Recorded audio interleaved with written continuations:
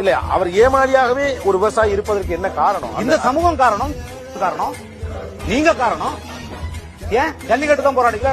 விவசாயிகளுக்கு நியாயமான விலை கூடியா? விவசாய சங்கம் போராடும், அவன் செத்து போயிடுவான். அடுத்த தலைமுறைக்கு போராட ஆள் இல்ல. அவனே காவேரிக்கு போராடுவான், விலைக்கு போராடுவான், எல்லாத்துக்கும் போராடுவான். அப்ப நீங்களா இந்த வேடிக்கை பாத்தீங்களா? ஆனா பொங்கல் மட்டும் கொண்டாட்டம். அது பொங்கல் பரிசு வேற திரைப்படம். இது பொங்கல் பரிசா தரோம் எங்களுக்கு இந்த ரசிகர்களுக்கு ஒருத்தவங்க. அதுல அப்ப நிகழ்ச்சிகள், விதவிதமான நிகழ்ச்சிகள், எல்லாரும் பணம் பண்ணிட்டு இருக்கான். விவசாய பேரை வச்சுக்கிட்டு நல்லா புரிஞ்சுக்க. விவசாயியோட அழுகையில நீங்க பொங்கல் கொண்டாடிக்கிட்டு இருக்கீங்க. இது மேல எனக்கு சொல்றதுக்கு இல்ல. நீங்க போனா என்ன, போனா என்னையா? உங்களுக்கு வேற புரிய வைக்கணுமா நானு? இதெல்லாம் இருக்கு தம்பி, நீங்க போங்க, போய் உங்க கிராமத்தை பாருங்க. சொன்னாதான் புரியுமா? சொல்லிதான் தெரிஞ்சுக்கிறீங்களா? போய் பாருங்க உலக நாடுகள் என்ன நடக்குதுன்னு.